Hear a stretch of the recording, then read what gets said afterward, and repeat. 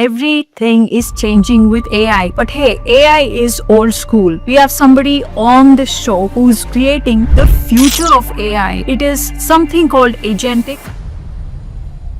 What's happening? Tell me, you're launching a new token. Tell us all about that. So what we are doing is in the space of Agentic AI, one of the growth areas is Agentic payments. For the fintech fans, if you can give us a small use case on Sure. how your platform Synergetics will play in the financial transactions. So agents in our definition actually carry wallets, and those wallets, just like you and I carry wallets with our driver's license and credit cards and cash and so on, Yeah. our agent wallets carry the same thing. They have ID, they have money. Money is in the form of crypto or stable coins. So they carry these wallets. And now we have made a wallet infrastructure such that the human owner of the agent can delegate some funds to the agent, and the agent now is autonomous. It can go and perform certain tasks as a proxy and go and purchase things and so on. You're building a platform where agents can transact with each other, agents can pay each other, or agents can buy from each other. It's time for the mouse and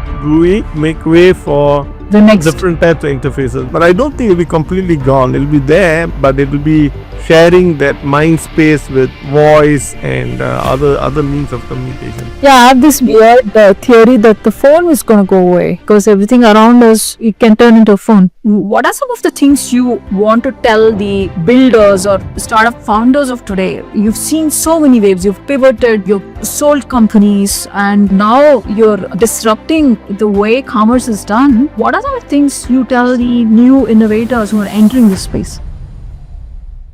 Welcome to another fantastic episode of Pitch Cafe podcast. This is a place where I bring visionaries from the industry, from the startup and venture capital world. People who are changing the landscape of our world, not just technology, our world, the way we live, the way we buy things, the way we interact with each other. Everything is changing with AI. But hey, AI is old school. We have somebody on the show who's creating the future of AI. It is something called Agentic. Everything is turning Agentic. And to unpack this surprise, we have with us Raghu Bala, a hot technology entrepreneur who has been there, done that, sold 4 startups, and now he's working on the coolest technologies, Agentic AI, crypto, and he's currently launching a new token. Without further ado, let's bring on Raghu Bala. Raghu, welcome to Pitch Cafe podcast. Hi, nice to meet you, Vidyangi. Thanks for having me. Wonderful. Raghu, what's happening? Tell me, you're launching a new token. Tell us all about that. So what we are doing is in the space of Agentic AI, one of the growth areas is Agentic payments. So the idea is that AI agents will start to go beyond the enterprise. Right now, most of the AI agents are working on things within the confines of an enterprise, automating tasks and so on and so forth. But our vision is not the intranet of AI agents, but the internet of AI agents, where AI agents go beyond the boundaries of an enterprise, are able to connect to websites, let's say for e-commerce, or talk to other agents and so on. So for that to happen, there needs to be a number of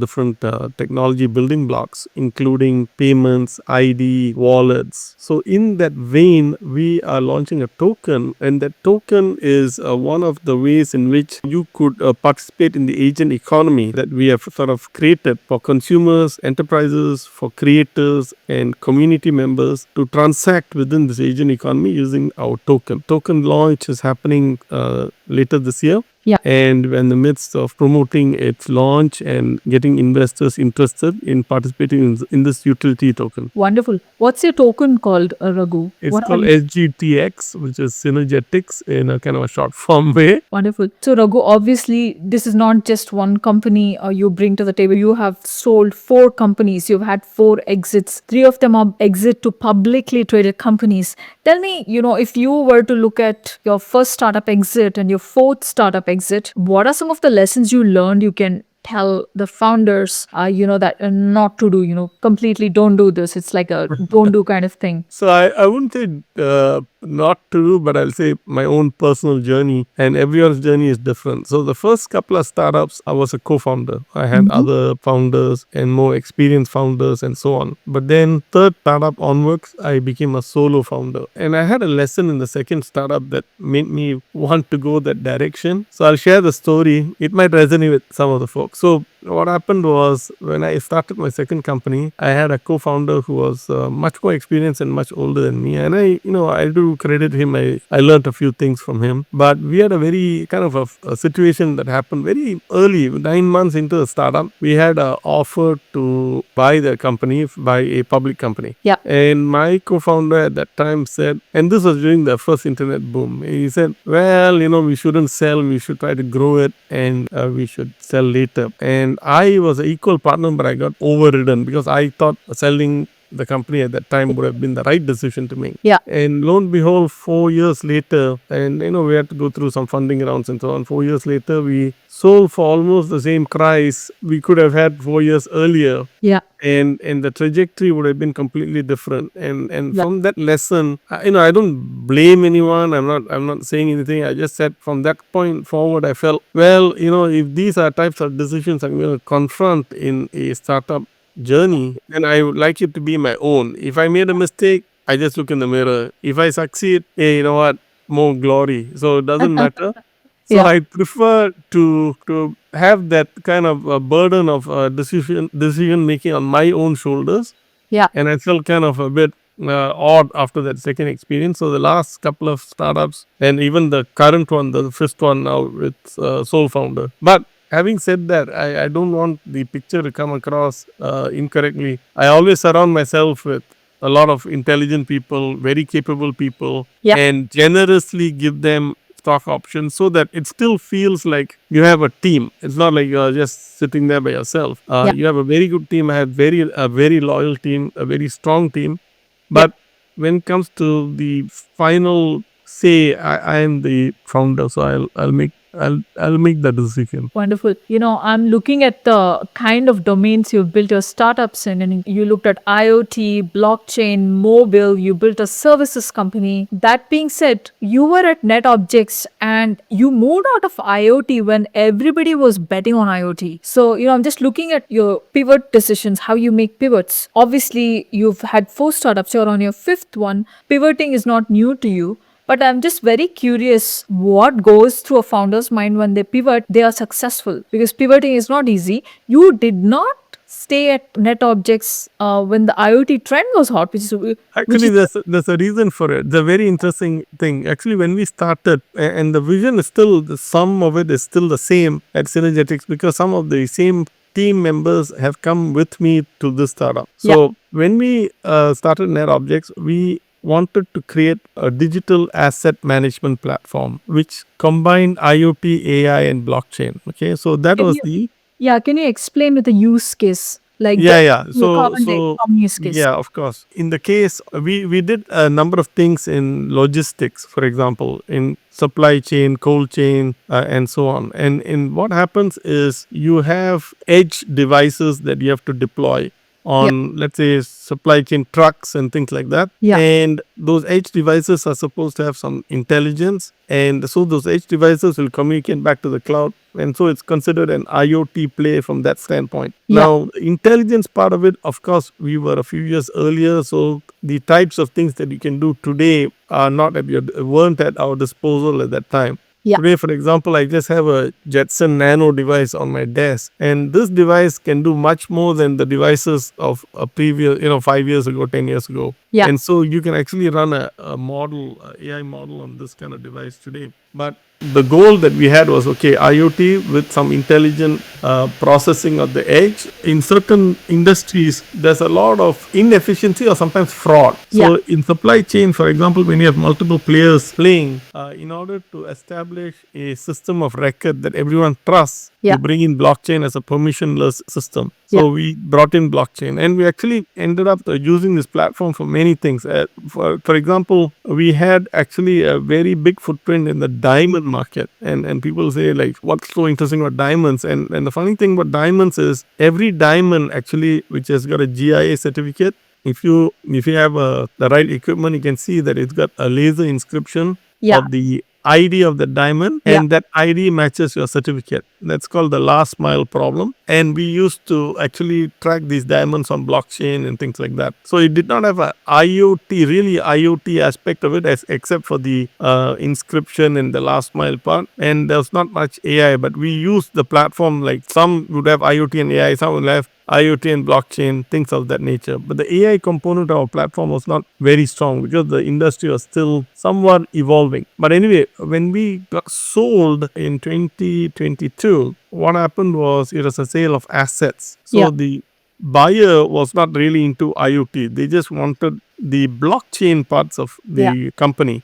Got And it. so what we did was we sold those assets, Yeah. and the other assets which we didn't sell, we held on. And so some of those building blocks have been sort of resurfaced now under Synergetics that we could reuse because some of the principles still hold. Yeah. And the developers who developed all of those firmware and other edge devices and all those types of things now have a sort of a rebirth, and we are starting to see the potency of IoT, AI, and blockchain coming together. Yeah. Wonderful. Moving on from that, let's talk about Synergetics AI. You're building a tech stack that probably not many people understand or talk about extensively. You're building a platform where agents can transact with each other, agents can pay each other, or agents can buy from each other. So this is like so cool. So what is Synergetics AI for somebody who doesn't understand a whole lot of technology? How can you explain this whole platform? Yeah. Sure. So the company is unfolding in two phases, let's put it that way. So the first phase, what we see is a lot of enterprises are being challenged with the problem, or at least are concerned about sharing or losing their information to public models. Why is that? Because they don't trust these public models, and they feel that there is some of the information, if they share with these public models, they tend to leak and their competitors have access to them. And that also another kind of related fear is the companies involved in creating these large models and so on are starting to compete with them as well by creating agents and platforms and so on. So both concerns are there: loss of data and IP, and also getting competition in the form of agents and other technologies that compete with their core business. So both concerns are there. And is something cybersecurity solutions cannot solve yet. Cybersecurity will solve to some extent in terms of the network access and those types of things. Cybersecurity can solve, but then in terms of, if you look at security in a more general sense, even fine tuning a model is actually bleeds into security. So let me give you an example. Yeah. So if I using a model and it started to say something incorrectly to a customer, Yeah. like this famous example that happened with Air Canada, I think a couple of years ago, where it offered a ticket for a certain price or some promotion which never existed, and it hallucinated. And so the customer said, okay, where's my offer? And Air Canada said, we never put this offer out, but the customer my service God. agent or something that they used started to say some things which were incorrect. So if you look at it, it's a liability, it's a security problem at some extent. Okay, it's not your typical cyber security problem, it's like an AI security problem. So in order to curtail that, these models can actually have varying degrees of hallucination and so on. And how do you reduce that problem, right? And what can you do to mitigate that? So we look at security from a broad standpoint, which is your data security, IP security, your cyber security, your AI model security, transmission security, storage security, because those things are very important for HIPAA and SOC 2 compliance and so on in regulated industries. So it's a lot of different forms of security. And so a lot of companies are among these types of concerns. They're worried that their information is leaving their enterprise. And there are certain models which enable you to mark that don't use my data for tuning your models. They have some settings, but some people don't even believe those settings. Okay. So what happens is now what choice do they have? So the choices they have is to bring the model in-house. And that means when I say in-house, it could be on-prem or within their private cloud or even within their own edge devices like the one I showed you earlier. Yeah. Now what happens is now you bring the model in-house, then you can start to train that model to your particular needs in your particular industry. And here's where we have a sort of a departure from many other companies, where we feel that these models, there is a benefit to running smaller language models or specialized language models as opposed to running large language models. The first thing is, large language models consume a lot of hardware, and you need powerful machines to run them, and that's expensive. So the operational cost is high, even your capex is high. Or if you rent it from somewhere, your opex is high. Okay. Yeah. Second point is, it's got a lot of extraneous information that you don't typically need. So if I'm a healthcare company, and I'm going to say some absurd things here, so pardon me. So if I'm a healthcare company, I don't need to know that the LA Lakers won so many NBA titles. It's got nothing to do with my business, or that Genghis Khan invaded China or something like that. It's got no relevance to my business. So I want a model which is more constrained, and so it can now run on a smaller footprint. It has got more relevant data, and when I tune it, you even get better results. So there's a lot of benefits to having a smaller model. So, Raghu, I'll stop here. I mean, you described so many different types of security. Are you building it in your stack ground up? Some of it, Versus, of course, we partner. The space is so broad, so yeah, we cannot do everything.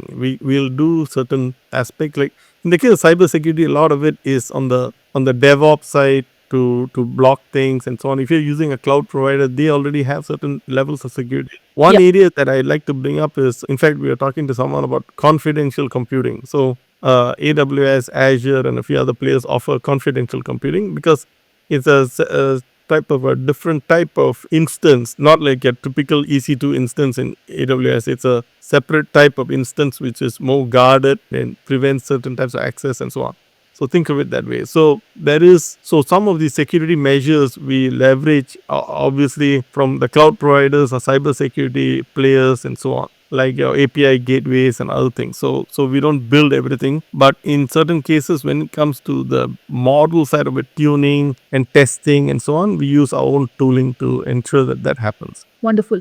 So let's take the example of a real use case. Obviously, your favorite sectors are healthcare and finance. Let's say Synergetics AI infrastructure is at play here in a healthcare setup. Give Okay. me a quick use case of what you do. I understood Yeah. that you are explaining all these ways in which your data is made secure to the outside LLMs, and you prevent the IP issues and stuff. But really, what happens inside the use case? Give me. Let's Sure. say a patient visits a doctor, or there's a scan, or what happens? So when I answered the previous question, I said there are two phases in which the company is sort Yes. of progressing. First phase is to create the secure environment for AI, and that would be for internal use cases. So if you're the healthcare company, I'll give you an example. Then I want to talk about the external use case, which is phase two. Yeah. So inside a healthcare company, for example, we work with a company in LA.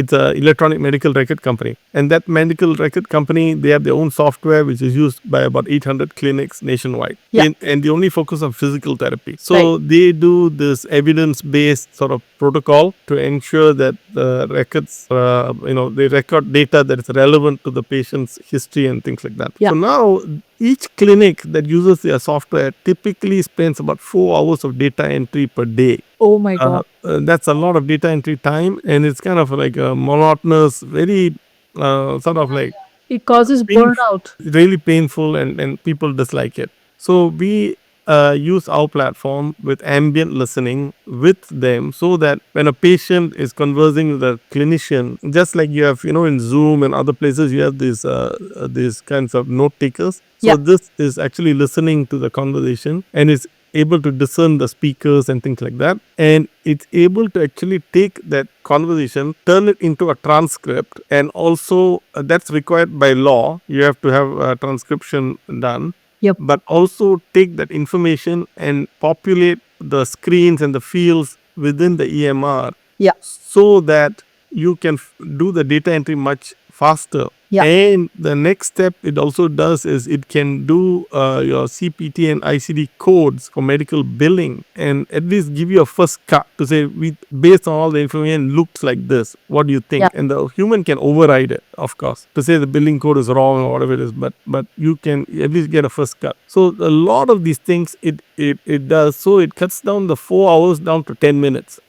So Amazing. That's so amazing. that's a real use case internal. Now I'm going to talk about external. Excellent. Yeah. So now let's say that a lot of healthcare companies start to use AI in this manner and other types of things for paperwork and so on to cut down the time. But then the next phase is the healthcare ecosystem is not just made up of providers. It's Yeah. made up of a number of other players. Yeah. Providers, payers who are insurance companies. They're made up of pharmaceutical companies, like pharmacies rather, not pharmaceutical pharmacies. Yeah. And there are other bodies like health organizations and so on that they have to conform and abide by guidelines and a lot of things. So there are many. It's a multiplayer ecosystem. So Yeah. let's take one of those things which is very common, which is your payer provider communication. Yep. So let's say that I go to a clinic for a regular checkup or something. First thing they do is they'll say, show me your health insurance card. So I give it to the person in the front desk. That person says, okay, thank you, Mr. Bala, take a seat. And they take that card, they call the provider, and then they check if the thing is not expired or whatever it is. And then they'll call me in a few minutes later. Everything is good to go for the consultation. Consultation happens with the doctor, blah, blah, blah. And then come back out, have a seat, and then they'll call the payer to Yeah. say this person, Mr. Bala, had all these procedures done or whatever it is, and all the billing codes negotiated. And then you get an invoice. I mean, that might be mailed to you or not. And then with like how much the carrier, the insurance carrier covers, how much your copay and blah, blah, blah, things like that. Yeah. So that is the payer provider. That process today is extremely inefficient, slow and expensive, and a lot of mistakes happen. Like, why is that? I don't know. There's a lot of fraud. Like sometimes the providers tend to over exaggerate, or the payers tend to deny, and so on. So there's that procedure, that process is extremely fraud ridden, and it's got a lot of problems. And you can check it up on the web. It's like everyone knows it's like one of the things that causes our healthcare costs in America to go up. I'm not saying the primary cause, but it's a definite contributor, and it's also very manual. So Yeah. one of these areas we believe this area is one of those which will be replaced by using agents on both sides, in the sense that they can now negotiate through protocols like this HL7 protocol, which is used by the whole healthcare industry. And so you can use it for a variation of that type of protocol between these agents to communicate one another. And that's where our agent talk would come in, for example. And agent talk and our collaboration like Google and so on with A to A and so on. So that would come in and to facilitate communication outside the enterprise, which is from the provider to the payer. So this is not, it's like phase 2, which I mentioned earlier. This is outside the enterprise. Now these two agents need to first trust each other. Yeah. They need to say, okay, you are really who you are. I'm really who I am. Okay, now we trust each other. Now let's talk about what patient, what procedure, what billing, whatever. And once that communication is done, it's recorded and so on. So that is a process, example in healthcare that So, most Raghu, likely go down this direction. this use case itself is a huge market. Why are you not just going after this? Why are you building the whole infrastructure? So we are a plumbing infrastructure player. We are a horizontal player that facilitates these types of interactions. That's what we do. Yeah. Now, there are companies who are in these sort of verticals like healthcare, banking, and so on, and we are partnered with several of them. So, Right. for instance, we are partnered with a major, one of the big 4 companies, big 5 companies in consulting to go after banking. Okay, and then in healthcare, in fact, we are having a call coming up soon with one of the major HMOs that wants to work with us to develop some of these capabilities. So Amazing. each vertical is so deep that we can't, as a company, as a startup, have that depth of knowledge, which I'm just saying that we don't, but we can facilitate the communication, and those folks who know those verticals, there are numerous details that they know that we just don't have a Amazing. handle. I'm totally blown away, and I come from healthcare myself, and we know how broken this is. And you're fixing like a really huge problem. To me, this itself is like a startup worth doing. Popcorn. Even the EMR is a startup worth doing. But I think a lot of people will be working on agents in this space Of because this course. area really needs an overhaul. Mhm. That being said, they will come to you for plumbing. I agree with that. Now, quickly for the fintech fans, if you can give us a small use case on Sure. how your platform, Synergetics, will play in the financial transactions. So I'll say one of the things that is really becoming big is, and recently Google announced something called A to P or AP to A to P, I think. So it's like a A to A. no, A to A is one of them, and then this A to P, I think, or Okay. AP2, I forget. But what it does is like the payment agent payment platform. It's an agent payment platform, okay. And so what's happening is now we actually built it already a couple of years ago, and but when we built, there was not much sort of understanding as to how this would sort of unfold, and we are lucky that things have unfolded the way we have imagined it to be. So agents in our definition actually carry wallets, and those wallets, just like you and I carry wallets with our driver's license and credit cards and cash and so on, Yeah. our agent wallets carry the same thing. They have ID, they Mm. have money is in the form of crypto or stable coin, so they carry these wallets. And now we have made a wallet infrastructure such that the human owner of the agent can delegate some funds to the agent, and the agent now has it's autonomous, and it can go and perform certain tasks as a proxy and go Wow. and purchase things and so on. This So is so this crazy. this is the world we are going to. And in fact, I'm freaking out about security here, but I'm also having a lot of fun. This is unbelievable. so of course there are security things, and like I said, we really are very concerned but not worried. Concerned, and we have taken all the precautions to enable this to happen. In fact, I was watching CNBC today, and they had a segment on agent commerce just by some chance, and they were talking the same thing. Like, your agent could go to Amazon and shop on your behalf, and the goods will be shipped to your home, and you give your agent some instructions to say, go look for this kind of product, whatever that you're looking for, and do some price comparison, and I want to only pay this much, and get me this in blue color or whatever it might be, and it will do some shopping, and you have a choice. It can come back with some results, and you can pick and say, I want this, and then it'll go back and get the order done, or it can go off and do it. I'll give you another example, which is I actually tell my friends. It's kind of something that I noticed recently. So if you watch Amazon Prime, so now Amazon Prime, on many ads, they have this QR code that pops up during the ad, Wow. and then what happens is they ask you to use your phone to Scam scan the directly. ad and then place the order for the item. Either get more information, if it's a drug company, get more information on the drug, or if it's like food, you can just order it. Like, you watch a ad for, let's say, Wendy's or something, you can order it, that kind of thing. So Crazy. that's pretty good actually. But where I see this going next is your TV is going to become an agent. That's what's going to happen next. So Hmm. your TV would have its own large language model built in, and the ability for you to converse with the TV to say, hey, pause, order 2 of these for me. And your TV, like I told you, you can delegate part of your wallet to your TV, and your TV will have funds to go and order it, and it'll appear on your doorstep next Oh few my God. minutes. That will happen. Like pizza example goes on, pizza ad goes on. Order it now, get me 2 of those or whatever, boom. That is going to happen. No more even using your phone to scan, and all those steps you can eliminate. Amazing. So it's all going to be voice based. You're going to be talking to things. That's crazy. No, no, amazing. Look, you presented your concept at the MIT AI, the Decentralized AI Summit, right? You were an award winner. You were the top three in October 2024. What was the idea you presented then, and what has it evolved to today?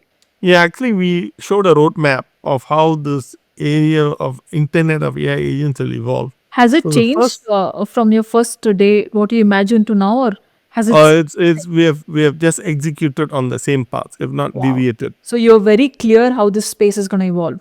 Yes, we have been actually quite on a straight and narrow. We have not deviated at all. So the first thing is, a lot of the agents that we see don't have persistent ID. So when you don't have a persistent ID, you cannot actually, it's not accountable. The agent is not observable. It's not really, you don't know who did what. It runs and then it stops and then you don't know what happened. So Yeah. our agents have got an ID. Now that's the first thing. The second thing is the ID has to be registered somewhere. And here's where I'll mention a little bit of technology because it's very important. It's a math problem. So the ID is put in a registry, just like a yellow pages in the old days for phone numbers. Okay. So now one of the things that we are working with, we have our own registry of agents. So if you come to our platform and use it, the agents get registered in our registry. But then nobody has a complete control over all the agents in the world, obviously. So different registries are evolving in the world right now. Different companies are doing it, big companies are doing it. Also, internal registries are evolving and so on. Now, the project Nanda and MIT is an interesting one where it's a registry of registries, or it's a quilt of registries. That means it's a federation of a lot of registries. That means yellow pages of yellow pages almost. So Wow. now what does that do? That allows any agent to discover any other agent. So Mm-hmm. that's very important piece of fabric to be there, because without that you cannot have discoverability. So without discoverability, the only way for agents to communicate one another is to a priori know the other agent. It means through backdoor, means email or whatever else, to Or, say I know where you or like live. a hash table registry of registries, right? You just look up the Yeah, table. it's like a massive federation type of table. So that's what it is. It's like a big hash table. Think of it like that. But so what happens is, if like the example I give, if you have 4 people in a room, if all of them have to communicate with one another through Yep. peering arrangements, Yep. you need 6 connections. Four Yeah. times 3 divided by 2, 6 connections you need. Yes. Now, but whereas with our registry, you only need one connection. Hmm. So it basically collapses a n squared problem in computer science down to a one problem. So it Mm-hmm. reduces the complexity significantly, because all anyone has to do is register themselves in the registry, and now anyone can talk to anyone because they can be discovered. So Yep. that is one of the things that we presented at the event in October. So Yep. ID, registry, and then this whole idea that agents will be able to connect to websites, pay for things, connect to other agents, have a protocol to communicate, and so on. So remember, this was October 2024, and then in March or April 2025, A to A from Google came out, which is about agent communication. So we are about we got our patent earlier around February 2025, and we had been developing it for about a year and a half. Yeah. So this is the sort of like chronology of events. Wonderful. There's this concept called digital twin that Mm. just intrigues me. How do you connect Synergetics AI, what it does with a digital twin? What are your thoughts on that? Sure. So we have actually, for those who are interested, you can go to the App Store or Play Store, and you can download our wallet. Now, in that wallet, so I can say Vida.twin. You can actually download the wallet and create your own twin. Your twin will look like you. Now it can even talk like you. And there's a new feature which we are doing, which is it can even move like you. So your twin will be really your twin. And also it can speak in 100 languages that you may not know 100 languages, you might know 5. So it can talk in 100 languages, even languages you don't know.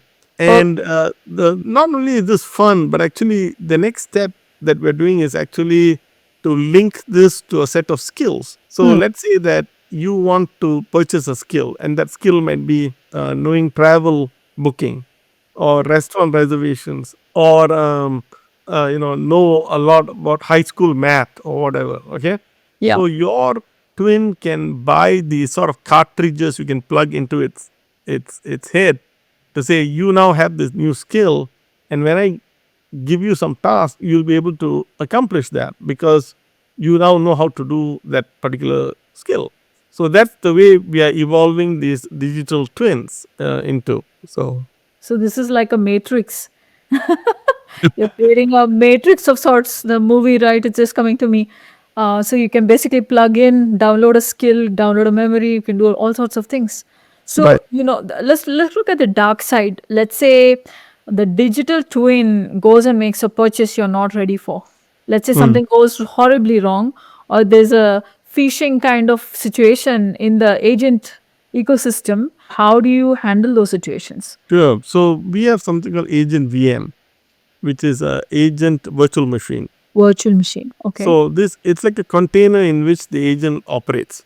Yeah. Now that actually safeguards the agents from malware from infecting it. Number one, Right. and so and that's one, and also it does a lot of metering, it does a lot of logging of what the agent is doing and so on, so we can actually know what the agent actually did, how it did it, why it did it, and all those types of things are recorded. So it Observability, AI observability. exactly, so Okay. that's what this container provides, among other things.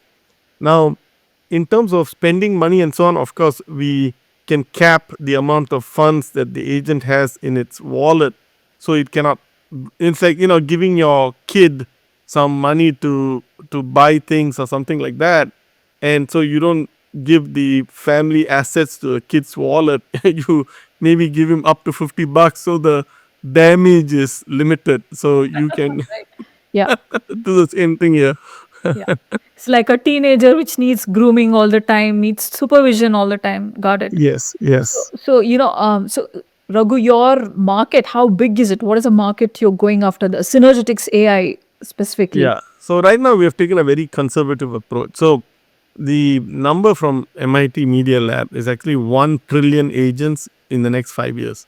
So we took a more conservative 100 billion agents. That's still a mind-boggling number. It is. And we came up with a market size of what, 70 billion. You can Wow. say 70 to 100 billion. But let me just share one kind of interesting factoid. When we were doing the calculations to come up with this number, because we wanted it to be factual, fact-based. So let me ask you a question. Okay, this is interesting. So let me ask you a question. Do you know how many? We were trying to model communication between humans as Yeah. an example. Yeah. Do you know the 7 billion humans on Earth? How many calls do they make to each other? 7 billion to the power of 5. I don't know. Is that right? So the number of phone calls that happen between humans per year is 5 trillion phone calls. Oh my God. Okay. Wow. 5 trillion. 5. So when I first saw a number, I said, "Wow, that's a lot." But now you're talking about 100 billion agents. So how many So calls are they going to make each they're other? gonna communicate with one another in a lot of ways. And the other interesting thing is, if you take any person in a developed world, I'm not talking about someone who's in an impoverished country or anything like that, but in a developed world, how many devices do you have? Per Will be person? per person. Yes. 10? Yes, that's a good number. So about 10. If you start counting, you'll end up with about 10. Yep. And so now what happens is each of those becomes an agent. Then you start thinking, wow, there's a lot of interplay between these things, and they'll start to communicate. So the amount of communication needed becomes extremely large. Yep. And some of those communication will be non monetary. A lot of them will be non monetary, but there'll be some which are monetary and so on. So we are talking, everything we have to do is for scale. So from the ground up, we have started to build the plumbing for scale. Yep. Because that's the thing that these vertical players won't be worried about. We want to give them something that is solid, which can scale to massive amounts of communication, Yeah. and that they can build very comfortably on. Yeah. So, before this conversation, we were talking about what if something goes wrong, if an agent makes a wrong decision. So, how do you define the boundaries of the agent autonomy? Mm. It's a very tricky thing. You're, in fact, having digital twins. You have to define the boundaries. So, what are some of the things you consider as the policy or the guidelines to live by when you Yeah. design the agent boundaries?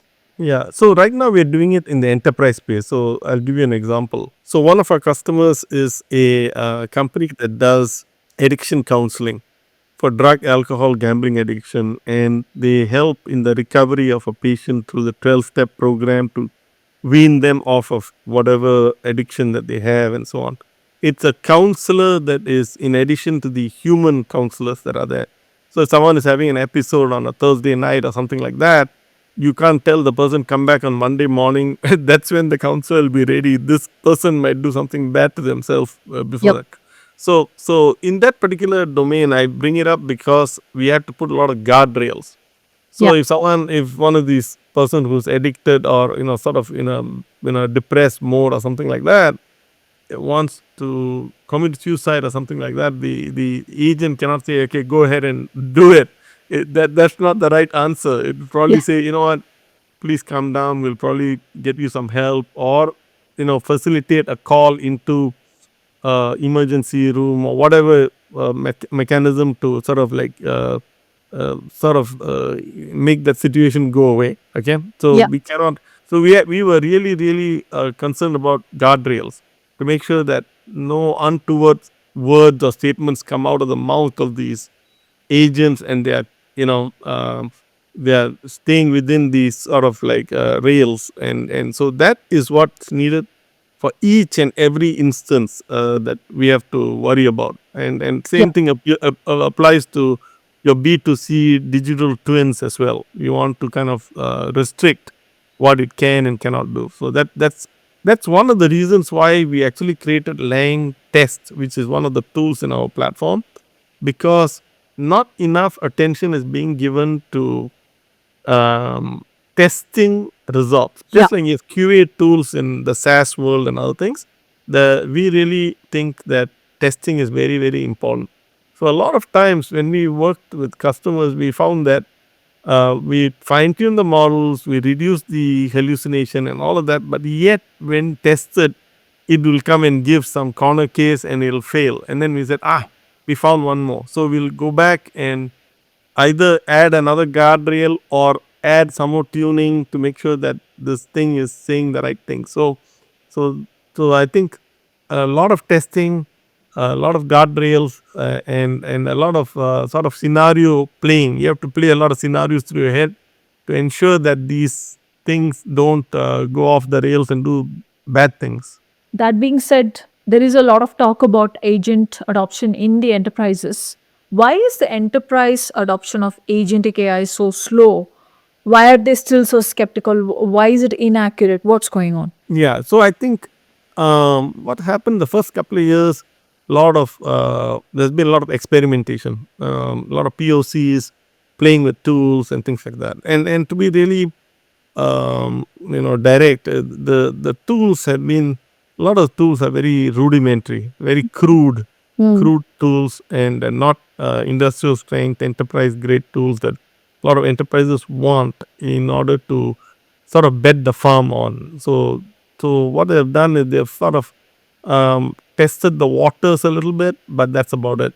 Now I think we and maybe a few other companies are sort of second generation, more industrial strength type tools that I think banks, healthcare companies can sort of bet on to build something a bit more sustainable.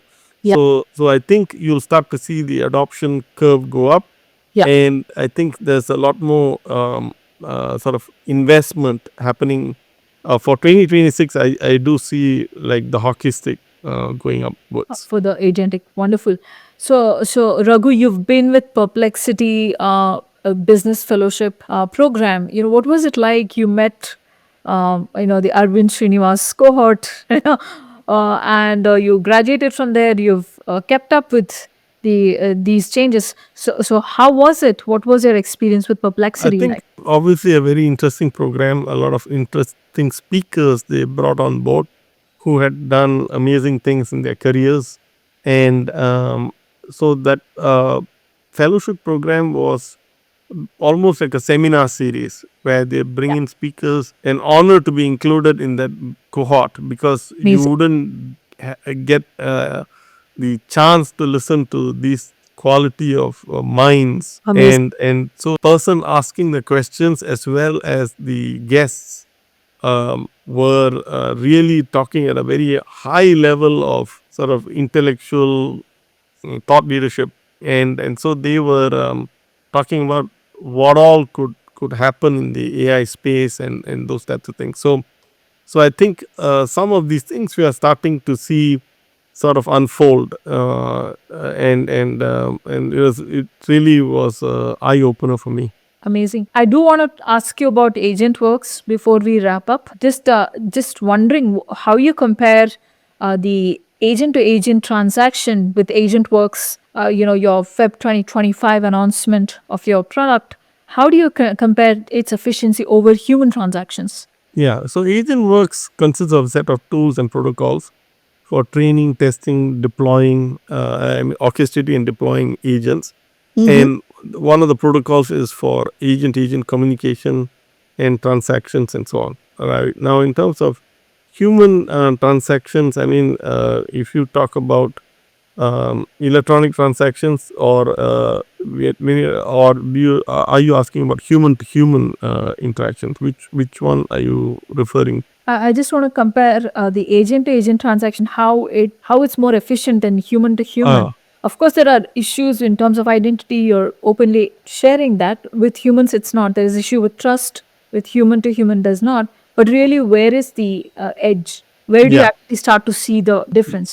Yeah, I think first of all, one of the things that we really focused on is if you look at every industry, they have their own protocols in place currently.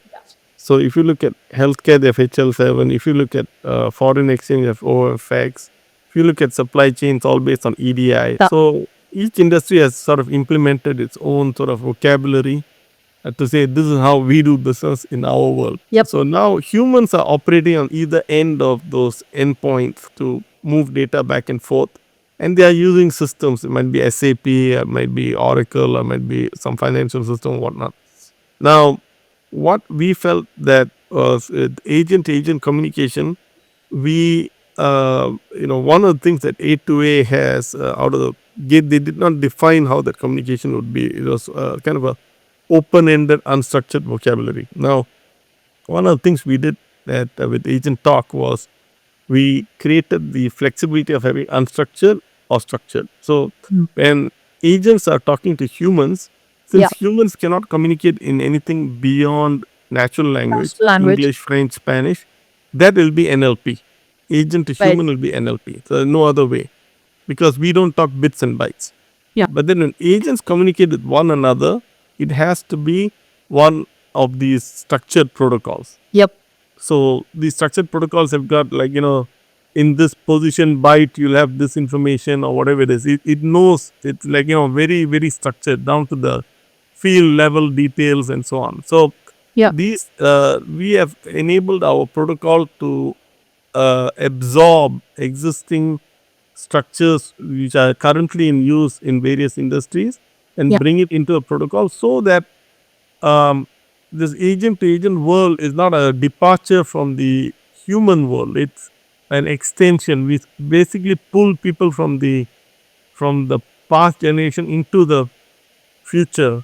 Yeah. And so this way what happens is there's backward compatibility. I think that's where we are with our mindset, and I think that's the way the world will sort of evolve. Because if you completely say, ditch everything and come to my way of doing things, that tends to not work with industry very well. And like you said earlier, they are already afraid about agents. If you now say you have to do things in a completely different way, there'll be more resistance. So Yeah, this is crazy. So Raghu, I was thinking, what happens to user interfaces if agents are going to do everything between each other? That too, their communication is encrypted. So is the UI UX market in danger, or what's going to happen? yeah, for agent to agent, it might be like more using these types of protocols. But then for human to agent, I think the interfaces will change. Yeah, I think, I we know. just talk, right? We don't even need an interface. Yeah, yeah. So that is one area where there's a lot of new ways of thinking. I know the mouse and the GUI have been around since the, I'd say, mid 80s. Yeah, ever And since the screens came, been there. yeah, We got screens. exactly. So we are now, what, 40 years into GUI, mouse and GUI and all that, 40 years already. So I Yeah, think just like the predecessor, which was green screen, was from the 60s to 80s. yeah. Now it's time for the mouse and GUI to sort of make way for The next. different types of interfaces, whether it be voice based, and other forms. But I don't think it'll be completely gone. It'll be there, but it'll be sharing that mind space with voice and other means of communication, Yeah, I have this video. weird theory that the phone is going to go away. I just feel this weird thing because everything around us, it can turn into a phone. Weird theory. Yeah, yeah, You know it what? might be. So, on that note, we can keep talking. I'm just having like I don't know, it's like I'm transported to a different world. The way you're describing this kind of clarity of what agents are going to do to us, I've not had this conversation with anyone until now. You have it so clearly laid out. I'm really excited for synergetics and what they can do. That being said, you're a person who's seen so many technology waves. Like you've seen mobile, you've seen IoT, you've latched onto crypto. You're now seeing the agentic wave, obviously riding on the AI wave. What are some of the things you want to tell the builders or the startup founders of today? You've seen so many waves. You've pivoted, you've sold companies, and now I would say you're disrupting the way commerce is done. Mhm. What are some of the things you tell the new innovators who are entering this space? One of the things is I'd say there's a lot of change going on, and one needs to embrace that change. And also, one of the things I also felt, while our platform is quite broad and big, but there are many things which we don't necessarily build. There are Mhm. many components that we work with other companies to kind of add on to what we have, Yeah, with the final goal of where we want to go. And yeah. so there are. So I'd say don't boil the ocean. Focus on some core things that you definitely must build, and then the rest you partner to bring in other people's technologies, because there's something called technical debt, right? You have to, if you build it, you have to maintain it, and that you have to keep going with it, and that's a constant challenge, even for me and even for a lot of founders. We have to draw the line as to like, what am I going to build and what am I going to integrate, and Well, that's the line that you want to be very careful about, because if you build too much, it's a lot of work, and if you build too little, you got no moat, you got your existence is in question. So that is the sort of like line in the sand that you really need to decide, what am I going to build and what am I going to integrate, and whatever I build has got enough of a moat to make it investable, interesting to customers, things like that. so that really is the billion-dollar question we have to ask ourselves, because these companies they are all going to be billion-dollar market cap because they are massive, and you have to ask the billion-dollar question. So on that amazing note, Raghu, thank you so much for taking me through this complex, fascinating, intriguing landscape of agentic AI, how it's going to transform the world as we know. And I wish you all the very best for your latest stint in fundraising and working with your new customers. I hope to see a lot of good news there. Tell us what's the best way to reach you, and what kind of customers and investors are you looking for? So right now we are doing a seed round, and next year we think we'll be at the level where we'd be doing a Series A.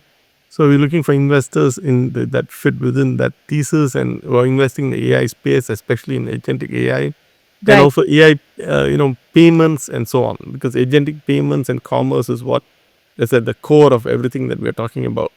Yeah. And in terms of customers, we are working with a lot of verticals, and we are working with a lot of partners, and there are many very, very good partners that we have had. We are very fortunate, and we encourage anyone who's trying to do agentic AI in various verticals. We'd like to partner with you, because a lot of the heavy lifting on the plumbing side we can do, well, the domain knowledge and the vertical expertise comes from our partners. So those are things that we are looking for. In terms of being able to contact me, I'm at Ragu at synergetics.ai, synergetics.ai, or you can reach me on LinkedIn. So there's a couple of ways to get to us. Wonderful. On that note, thanks, Raghu, for your valuable time, and hope to bring you back soon with bigger news about Synergetics. Thank you so Thank you much. so much.